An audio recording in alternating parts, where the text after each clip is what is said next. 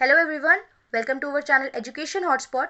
तो अपनी previous video में हम लोगों ने एम्पेरिकल अप्रोच, एम्पेरिकल स्टडी के बारे में डिटेल में डिस्कशन कर लिया था। अब हम लोग बात कर रहे हैं साइंटिफिक स्टडी के बारे में या साइंटिफिक मेथड।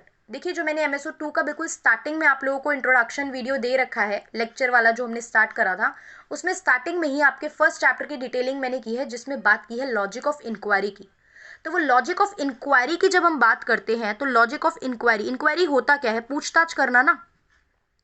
इंक्वायरी क्या होता है? पूछताछ करना। ये चीज ऐसे है, ये चीज वैसे क्यों है? तो जब आपको पता है, ये बार बार रिपीट हो चुका है, अगस्त कॉम्टे की 3 लॉ स्टेजेस, जिसमें हमने बात की थी कि वो थियोलॉजिकल, मेटाफिजिकल और पॉजिटिविस्टिक 3 स्टेज की बात कर रहे थे अगस्त कॉम्टे। तो स्टार्टिंग में उन्होंने कहा था कि वो दोनों स्टेजेस जो थी वो डिवाइन पावर और नेचर वगैरह के लॉ पे लोग पूरी तरीके से विश्वास कर रहे थे, जिसमें बहुत सारा सुपरस्टिशियस स्टीरियोटाइप बहुत कुछ सोसाइटी में एग्जिस्ट करता था। धीरे धीरे पीपल स्टार्ट इंक्वायरिंग, लोगों ने रीजनिंग आई, साइंटिफिक टेम्परमेंट आया, तब लोगों ने ये सब चीज़ें स्टार्ट करी और हमारे सामने उसी के थ्रू एक पॉजिटिविस्टिक अप्रोच आई। और उसी टाइम को हम क्या कहेंगे, तब लोगों ने जब स्टडी करा, इंक्वायरी करी, क्वेश्चन रेज करे, बार बार टेस्टिंग करी, उसी से हमारे सामने आया क्या? Scientific method. तो यहाँ साइंटिफिक मेथड की बात की जाए तो Aristotle was the first sociologist जिन्होंने प्राइम सोर्स दिया था रीजनिंग को, रीजनिंग ऑफ ह्यूमन माइंड को। फिर उन्होंने लॉजिक ऑफ सोशल इंक्वायरी की बात करी। साइंटिफिक स्टडी तभी पॉसिबल है जब लोग ये मानना स्टार्ट करेंगे कि सोसाइटी मैन मेड है, यानी लोग पॉजिटिविस्टिक अप्रोच पे फोकस करेंगे और जो 3 लॉ स्टेजेस की थ्योरी थी अगस्त कॉम्टे की, उसकी थियोलॉजिकल और मेटाफिजिकल चीज़ों का इम्पैक्ट उन पे थोड़ा कम होगा। मतलब जब सब कुछ भगवान की देन है, नेचर के थ्रू ये सब इस तरीके से हो रहा है, ये सब मानना लोग कम कर देंगे, तभी हमारी जो ये साइंटिफिक स्टडी है वो वर्क करेगी। अदरवाइज लोग खांसी बुखार जुकाम में भी अगर पीर बाबा, दरगाह और तांत्रिक और इन सब के पास जाएंगे instead of going to the doctor, तो फिर साइंटिफिक स्टडी का कोई पर्पस हमारे पास नहीं रह जाएगा।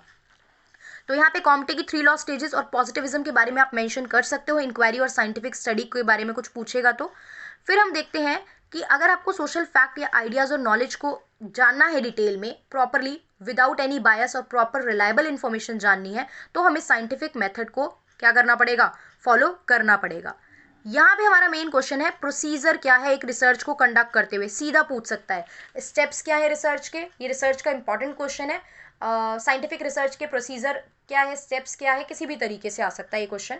तो हमें स्टेप्स याद कर लेने, देखो अंदर का कंटेंट तो आप फिर भी बना सकते हो, बट ये है कि ये पॉइंट्स इस सीक्वेंस में आपको याद रहने चाहिए, एग्जाम में जाके नहीं बना पाओगे। पॉइंट देख लेते हैं जल्दी। सबसे पहले आइडेंटिफिकेशन ऑफ अ प्रॉब्लम। जो भी प्रॉब्लम है, जिस भी चीज़ के बारे में आपको स्टडी करनी है, जो भी आपका वर्क है, उसको पहले आइडेंटिफाई करो, पहचानो कि एक्चुअल में वो है क्या। उसके बाद उसका बैकग्राउंड रिव्यू करो, मतलब कोई भी और वर्क, किसी और ने उसके बारे में कुछ बोला है, कहीं भी लिटरेचर में कुछ भी तरीके से उसके बारे में नॉलेज आपको मिल रही है, तो गैदर दैट इन्फॉर्मेशन। पहले अपने माइंड में प्रॉपर इन्फॉर्मेशन, तो उसका बैकग्राउंड तो चेक करो कि अब तक उसके बारे में क्या क्या चीज़ें अवेलेबल हैं सोसाइटी में, तो वो रिव्यू करो। उसके बाद एक हाइपोथेसिस कंस्ट्रक्ट करो। हाइपोथेसिस मतलब एक आइडियोलॉजी, एक रफ आइडिया, एक रॉ आइडिया अपने माइंड में रेडी करो कि अच्छा ये मेरा प्रॉब्लम है, ये सोसाइटी में इसके बारे में मैंने चेक कर लिया, चीज़ें हैं, तो अब मैं इस वे में हम स्टडी को क्या करेंगे, अपनी स्टार्ट करेंगे। क्लियर? हम इस वे में अपनी स्टडी को स्टार्ट करेंगे। लाइक मैंने बोला कि हम कह सकते हैं कि अनएम्प्लॉयमेंट जो है, unemployment was the main reason of poverty in India. ये मेरा एक हाइपोथेसिस सेट हो गया। अब मैं इस पर वर्क करना स्टार्ट करूंगी, अब मैं इसके लिए इंफॉर्मेशन गैदर करना स्टार्ट करूंगी। कुछ भी इस तरीके से जो है वो टॉपिक हो सकता है। ठीक है, अब लिख सकते हैं कि एजुकेशन रिफॉर्म नहीं हो रहे हैं, एजुकेशनल रिफॉर्म नहीं है, या एजुकेशन जो है वो प्रैक्टिकल वर्क से मैच नहीं कर रही। This is the main reason of the suicidal tendency among the youngster. Case आ गया। Drug addiction is the main reason for the suicidal tendency among the youngster. तो ये सब हाइपोथेसिस थे जो मैंने सेट करे कुछ अपने माइंड में कि अच्छा मुझे इस वे में अपनी रिसर्च वर्क को लेके जाना है। अब उसके लिए उसके रिगार्डिंग मैंने डेटा कलेक्ट करना स्टार्ट करा। फिर जो भी डेटा मैंने कलेक्ट करा, ऐसा नहीं है ना आपने एक बार कलेक्ट कर लिया और लिख देंगे और फाइनल हो जाएगा और फिर बाद में रिजल्ट बदल जाए, नहीं।